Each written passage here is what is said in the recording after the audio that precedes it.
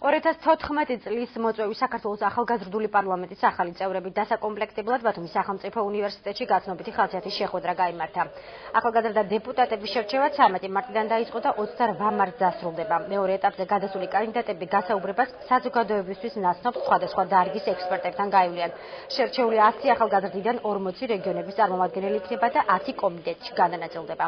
ახალგაზრდული პარლამენტის პრიორიტეტი რეგიონებში მცხოვრებ ახალგაზრდებთან კონტაქტი, მათი პრობლემების გაცნობა და გადაჭრის გზების ძიება.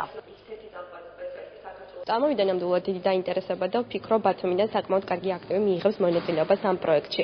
რაც შეეხება ახალგაზრდულ პარლამენტს 28 თვითონ ან კონკურსის პროცესს 28 მარტს არის პროექტის დედლაინი.